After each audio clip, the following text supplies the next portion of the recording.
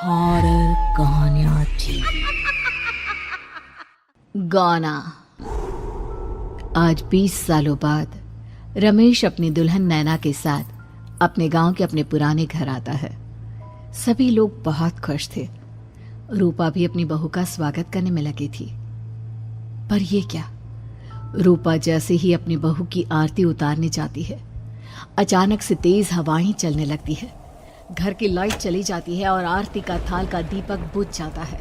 माँ, ये सब क्या हो रहा है? अचानक से ये मौसम कैसे बदल गया? अरे बेटा, ये गांव है। गांव में अक्सर ऐसा ही होता है। किसी भी वक्त मौसम बदल जाता है और कभी भी लाइट चली जाती है। दीपाली बेटा, किचन से मोमबत्तियां तो ले आ। रूपा के कहने पर दीपाली किचन में मोमबत्ती लेने जाती है।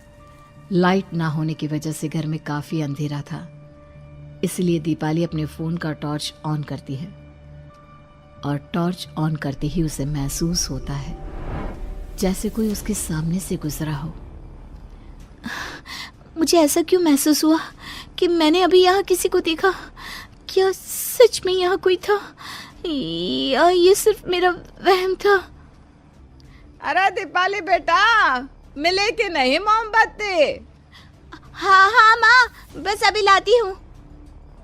दीपाली सारी बातों को भूलकर मोमबत्ती जलाती है और जैसे ही मोमबत्ती लेकर वापस बाहर जाने के लिए पीछे मुड़ती है तो उसके सामने एक 10 साल की छोटी बच्ची खड़ी होती है।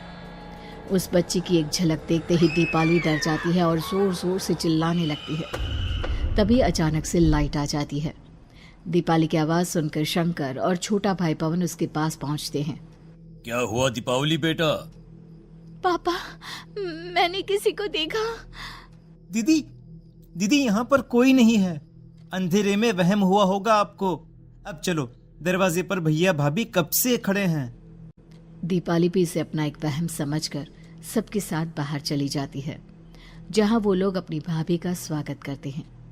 नैना अपने पैरों से कलश को गिराकर थाल में पैर रखती है और घर के अंदर जाती है। सब घर के अंदर चले जाते हैं। भाभी, मैं आपकी ननद नहीं, आपकी छोटी बहन और फ्रेंड की तरह हूँ। इसलिए कभी भी आपको ये लगे कि भैया आपको सता रहे हैं तो आप उनकी शिकायत मुझसे कर देना। भाभी भैया की शिकायत करे या ना करे, पर मुझसे और माँ से तेरी शिकायत जरूर करेगी। सभी आपस में बैठकर हंसी मजाक कर रहे थे। नैना भी घूंघट किए अपने बिस्तर पर बैठी थी। वो सब आपस में बात कर ही रहे होते हैं कि तभी उन्हें एक अजीब डरावनी आवाज सुनाई देती है और कमरे की खिड़की अपने आप ही खुल जाती है। मुझे इसीलिए गांव पसंद नहीं। गांव में ऐसी ही डरावनी आवाजें आती हैं। मैंने तो सुना है गांव में बहुत सारे भूत भी होते हैं और इस मौसम को पता नहीं क्या हो रहा है। मुझे तो बहुत डर लग रहा है। मैं तो अपने कमरे में जा रही हूँ सोने। बाय भाभी, हम कल बात करेंगे। अब सब अपने कमरे में सोने चले जाते हैं। नैना अपने कमरे में बिल्कुल अकेली थी। कुछ देर बाद रमेश अपने कमरे में आता है और देखता है कि नैना खिड़की के पास खड़ी होकर बाहर की ओर एक टक नजरें लगाकर देख रही थी। क्या हुआ नैना? बाहर क्या देख रही हो? मैं बाहर का मौसम देख रही हूँ रमेश जी। इस मौसम को देखकर ऐसा लग रहा है जैसे आज कोई अपना बदला लेने के लिए आया है। तुम क्या बोल रही हो? मेरी कुछ समझ में नहीं आ रहा। और वैसे भी रात काफी हो चुकी है, अब हमें भी सो जाना चाहिए। चलो। इतना बोलकर रमेश सोने के लिए बिस्तर पर लेट जाता है, पर नैना अब भी खिड़की के पास ही खड़ी होती है। रमेश के सो जाने के बाद नैना अपनी सास के कमरे में जाती है और अपनी सास के पास बैठकर रोने लगती है, जिसे सुन सास की नींद खुल जाती है। बहू, अरे क्या हुआ बहू? तू इतनी रात को यहाँ मेरे कमरे में बैठकर रो क्यों रही है? मम्मी जी, आपने मुझे क्यों नहीं अपनाया? आपको पता है, आपकी वजह से मुझे और मेरे परिवार वालों को गांव वालों के कितने ताने सुनने पड़े। तू मेरी बहू नहीं है? कौन है तू? मम्मी जी, मैं आप ही की बहू हूँ। आपने मुझे अब भी नहीं पहचाना? इतना बोलते ही नैना की आंखें लाल हो जाती हैं। वो जोर जोर से हंसने लगती है। मौसम का रुख बदल जाता है। कमरे की खिड़कियां और दरवाजे अपने आप ही खुलने और बंद होने लगते हैं। देखते ही देखते नैना हवा में उड़ने लगती है और वो अपनी आंखों के इशारे से अपनी सांस को भी हवा में लटका देती है। तेरी वजह से मुझे और मेरे घर वालों को ताने सुनने पड़े। तूने जो पाप किया है, तुझे उस पाप की सजा मिलेगी और अब तेरी इस गलती की सजा तेरा पूरा परिवार भुगतेगा।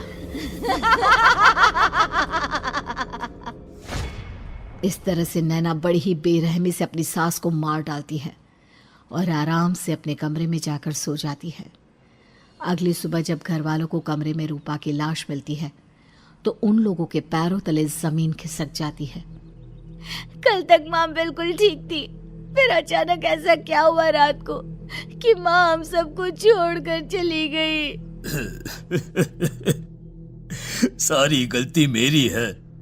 बेटे की शादी की खुशी में मैं ही रात को घर वापस नहीं आया और चला गया अपने गांव के दोस्तों से मिलने। अगर रात को मैं अपनी रूपा के साथ होता तो शायद आज वो हमें छोड़कर न जाती। घर में शोक का माहौल पसर गया था, पर नैना को इस बात से कोई फर्क नहीं पड़ रहा था और ये बात कहीं ना कहीं पवन को भी समझ में आ रही थी। अब ऐसे ही कुछ दिन बीतते हैं और 1 महीने के अंदर ही अंदर शंकर की भी मौत हो जाती है।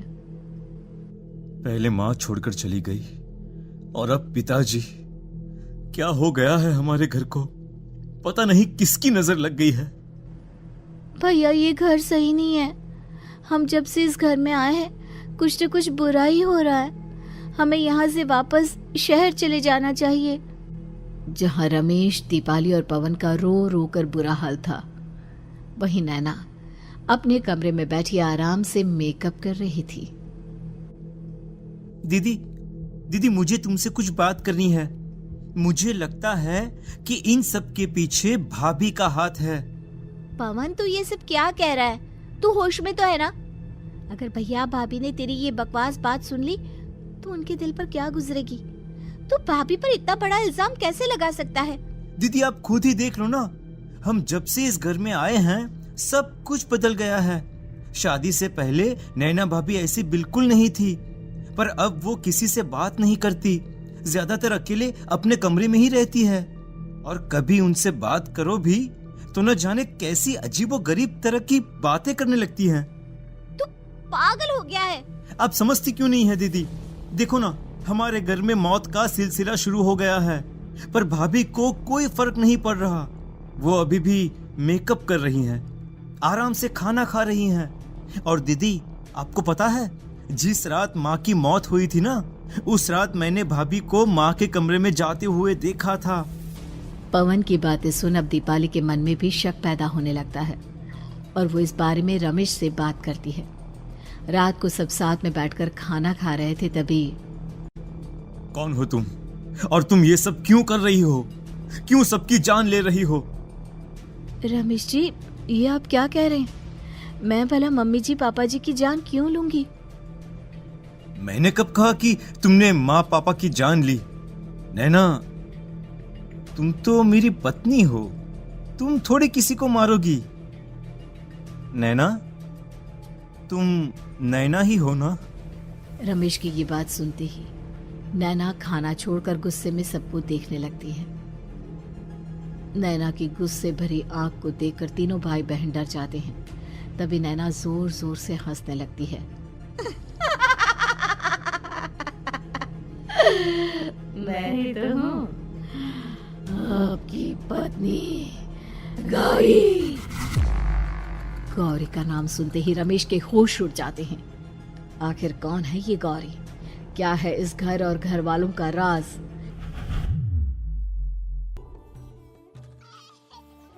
हमारे दोनों बच्चे एक साथ कितने अच्छे लग रहे हैं ना? हाँ, कितने अच्छे दोस्त हैं दोनों। बस बड़े होने के बाद भी इनकी ये दोस्ती बनी रहे तो बच्चे कितने खुश रहेंगे। मैं क्या सोच रहा था कि क्यों ना हम अपनी दोस्ती को रिश्तेदारी में बदल दें। मैं अपने बेटे रमेश की शादी तेरी बेटी गौरी से करना चाहता हूँ। इस तरह हमारे बच्चे भी हमेशा साथ रहेंगे और हमारी दोस्ती भी रिश्तेदारी में बदल जाएगी। शंकर की इस बात से उसके दोस्त को बहुत अच्छा लगता है और वो अपनी बेटी की शादी रमेश से करवाने के लिए तैयार हो जाता है।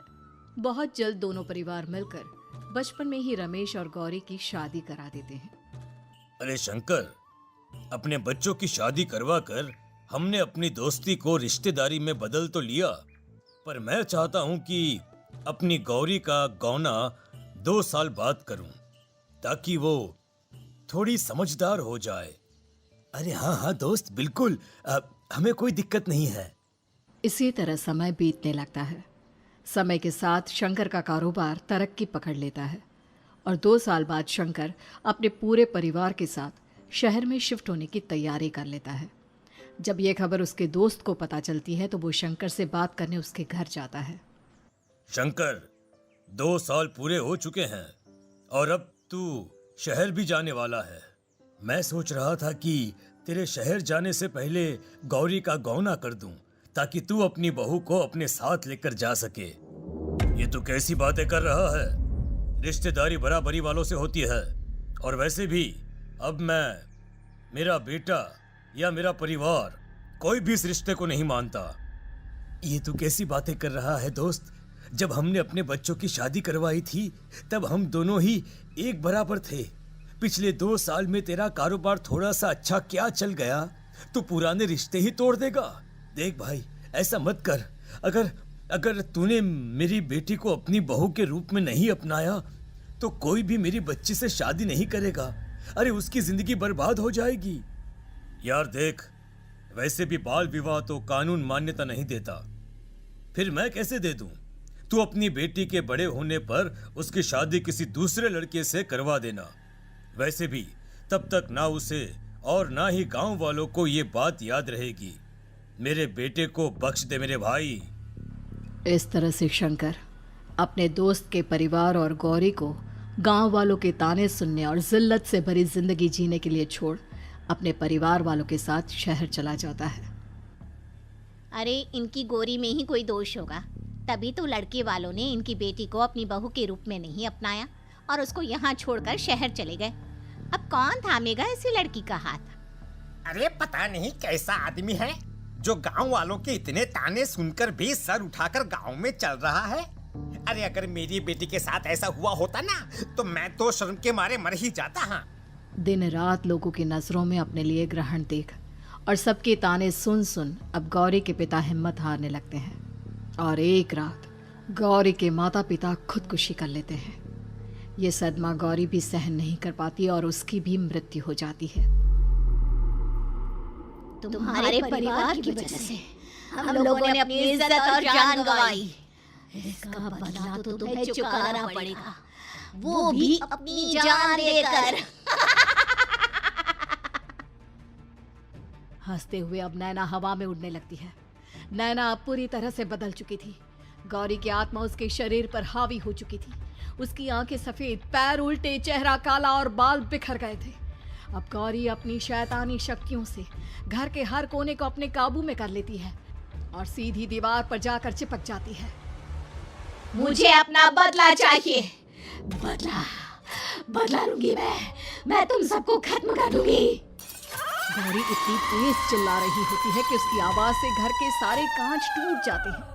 सामान इधर उधर गिरने लगता है और ये सब देखकर तीनों भाई बहन के होश उड़ जाते हैं। बचाओ, भागो भागो। उन तीनों को अपनी जान बचाने के लिए यहाँ से वहां भागता देख गौरी जोर जोर से हंसने लगती है। तभी दीपाली घर से बाहर निकलने लगती है, जिसे देख गौरी गुस्से में अपनी शक्तियों से तुरंत घर का दरवाजा बंद कर दीपाली को हवा में उड़ा देती है। बाहर भागेगी, मुझसे बचकर भागना चाहती है? कोई नहीं बचेगा, आज तुम सब मरने वाले हो। अचानक घर में भूतिया आवाजें गूंजने लगती है, तेज हवाएं चलने लगती हैं। सोफा, टेबल, कुर्सी सब हवा में उड़ने लगता है। ये सब देखकर रमेश, दीपाली और पवन की रूह कांप जाती है। घर में ये सब होते हुए और अपनी बहन को हवा में उड़ते हुए देख रमेश और पवन को भी समझ में नहीं आ रहा था कि वो क्या करे, कैसे अपनी जान बचाए। इतने में गौरी अपनी आंखें दीपाली की तरफ करती है और अपनी शैतानी शक्तियों से उसका गला दबाने लगती है। भागने का बहुत शौक है ना, अब मैं तुझे इस दुनिया से ही भगा दूंगी। इतना बोलकर गौरी दीपाली को उठाकर फेंक देती है और दीपाली दीवार से टकराकर नीचे गिर जाती है। दीपाली के पूरे शरीर में चोट के निशान होते हैं और वो उठ भी नहीं पाती। दोनों भाई भागते हुए अपनी बहन के पास जाते हैं। ये तो बस शुरुआत है, मैं तुम तीनों को तड़पा कर मारूंगी। अरे अरे, पर हमने क्या किया है? हम तीनों भाई बहन तो निर्दोष हैं। गलती तो हमारे माता पिता ने की थी और उन्हें तुम पहले ही मार चुकी हो, फिर हमारे पीछे क्यों पड़ी हो? पवन के इतना बोलते ही गौरी एक हवा के झोंके की तरह उसके पास आती है और उसका गला पकड़कर उसे हवा में उठा देती है और रमेश को गुस्से भरी नजरों से देखती है। गलती मेरे परिवार की नहीं थी, पर सबको बोलना पड़ा। मैं किसी को नहीं छोड़ूंगी। गौरी पवन को हवा में उछाल देती है, जिस पर कमरे की छत से टकराकर जमीन पर आकर वो गिरता है। उसके सर और शरीर पर जगह जगह चोट लग जाती है और खून बहने लगता है, जिसे देख अब रमेश से चुप नहीं रहा जाता। गौरी, तुम्हारा गुनहगार मैं हूँ। तुम्हारी शादी मुझसे हुई थी। अगर तुम्हें बदला चाहिए तो मुझसे लो। मेरे भाई बहन को छोड़ दो। तुम मुझे मार दो। मरना तो सबको पड़ेगा। अरे पर इसमें उन दोनों की कोई गलती नहीं है। प्लीज, मैं मानता हूँ कि तुम और तुम्हारे परिवार के साथ जो कुछ भी हुआ वो गलत था, पर गौरी, मैं प्लीज मेरे भाई बहन को छोड़ दो। उन्हें तो इस बात के बारे में कुछ भी पता नहीं है। उनका इस सबसे कोई लेना देना नहीं है। तुम और तुम्हारा परिवार यही चाहता था ना कि मैं तुम्हें अपना लूं। उस समय मैं बच्चा था, मेरे पास इतनी समझ नहीं थी, पर आज मैं तुम्हें तुम्हारे इसी रूप में अपनाता हूँ। मेरे साथ जो करना है कर लो, बस मेरे भाई बहन की जान बख्श दो उनकी जान। रमेश की ये बात सुनकर गौरी का गुस्सा थोड़ा शांत होता है। ठीक है, मैं तुम्हारे भाई बहन को नहीं मारूंगी, पर तुम्हें मरना होगा और तुम्हारी आत्मा को मेरे साथ शादी करनी होगी। मुझे मंजूर है। अब रमेश गौरी के साथ छत पर जाता है और छत से नीचे कूद जाता है। रमेश के मरते ही गौरी उसकी आत्मा को अपने साथ ले जाती है और इस तरह से रमेश खुद मरकर अपने भाई बहन को बचा लेता है।